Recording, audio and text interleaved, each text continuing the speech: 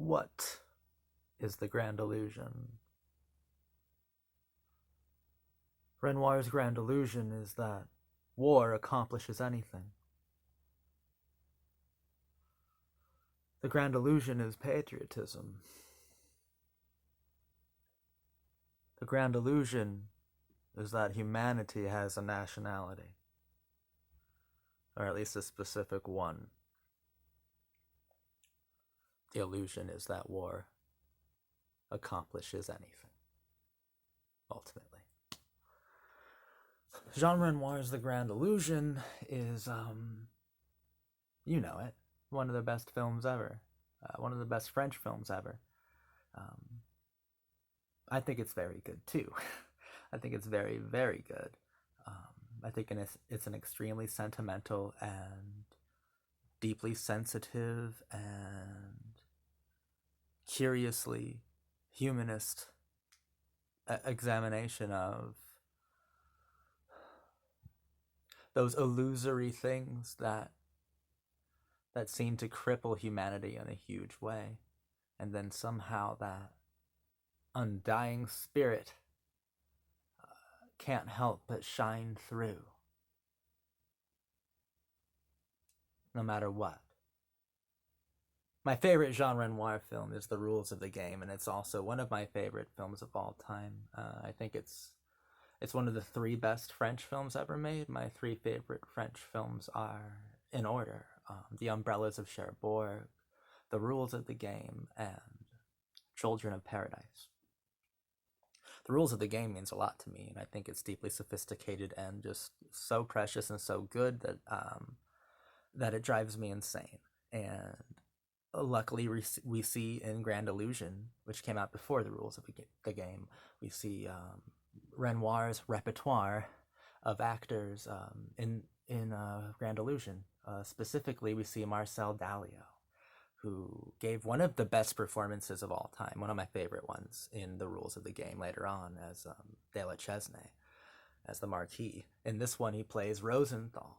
And this was made using Renoir's own personal memories and the cinematic language, as well as the universal iconography of the First World War, to filter the rise of Nazism and all the things included with that kind of horrific fascism, which anti-Semitism was a part of that.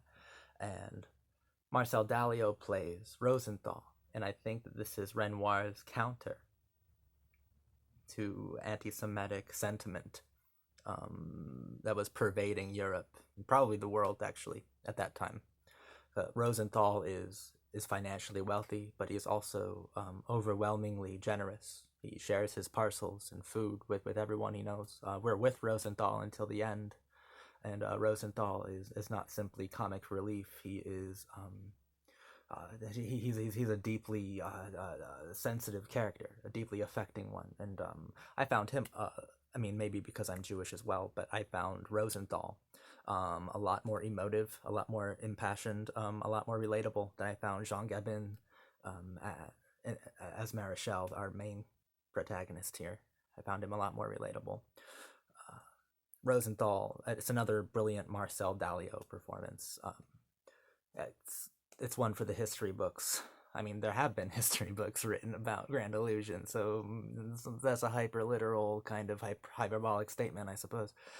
But I think, because that's the thing. The Grand Illusion is that war accomplishes nothing, or the Grand Illusion is patriotism itself. And those are very large and grand things, right? But the most interesting things about Renoir's little masterpiece here are those small and intimate relationships and moments, like Marechal and Rosenthal's friendship is remarkable. Hell, the relationship that Jean Gabin has with the lead actress from La Talente at the end of the film, that's a remarkably intimate and small thing. It's those small and intimate moments. The relationship between Erich von Stroheim and the aristocratic officer who ends up like sacrificing himself so that Rosenthal and Marechal can get out of there. Erich von Stroheim is incredible here, playing a German officer, head of a POW camp. And their relationship is incredible. They talk about how they're the last of a dying breed. It's where I think Renoir engages with class in a way that predates and also ushers in the rules of the game, where he would talk about social stratification and dying ideas of caste systems or class structure in a much larger template, much larger form, a labyrinth in the rules of the game is rather distilled and kind of comprised into a few remarkable scenes between Eric von Stroheim and this French officer. Those are incredibly tender scenes, incredibly beautiful moments. The camera is extraordinary. The camera is remarkable because it's Jean Renoir's camera. Jean Renoir moves the camera like no one else. It was so expressive. This is really poetic realism at its most sublime, or at its most God, um, perfected. I could say not at its most perfect, but at its most perfected. I would say like maybe Children of Paradise, Marcel Carney, probably that's the most perfect poetic realist film ever. But Grand Illusion is poetic realism at its most sublime and most perfected. Like there is something remarkably chiseled and formed and designed about Grand Illusion. And maybe another part of it could be that the grand illusion is the cinema itself, is film itself. The idea that humanity can only exist within film is an illusion. The idea that people of all sorts of stripes, all sorts of colors, creeds, religions, classes could intermingle and cohabitate is an illusion of the cinema. The grand illusion is the idea that you think there's a distance between yourself and not only your own humanity, but the humanity of others, for you are a part of this human condition. The idea that you are outside of it, that is a grand illusion. We're all in this together. And that's an extremely sentimental notion. This film is full of sentimentality, which I think French realism was full of sentimentality. Poetic realism is extraordinarily sentimental, for that's where we get the poetic part. The realism part is that poetic realism films are equal parts hopeful and hopeless, right? Which is a good demarcation, delineation between film noir, which are almost cosmically pessimistic, and melodramas or things that are a bit more theatrical, that are hyper romantic. It kind of blurs the lines between the hyper romantics and the pessimists, and the world is equally hopeful and hopeless, because there's a lot of hope in Grand Illusion, and I might call it the most hopeful of the poetic realist classics. I mean, compared to Port of Shadows, it's one of the most optimistic films ever, compared to other films in its special distinction of being the best poetic realism films ever. Is normally Port of Shadows, Grand Illusion, and Children of Paradise.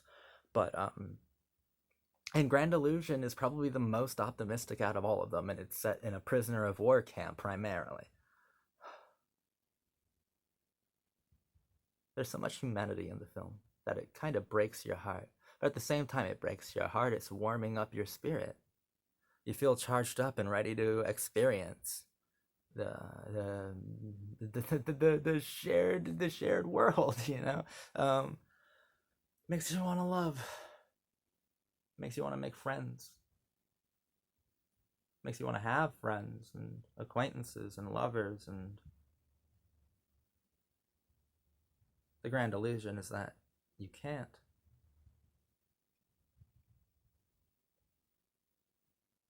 Because we all can. We all deserve it. The grand illusion is that we all think we're free when we're actually needing desperately to escape from an illusory prison that we don't even know that we're in. The grand illusion is that we're free.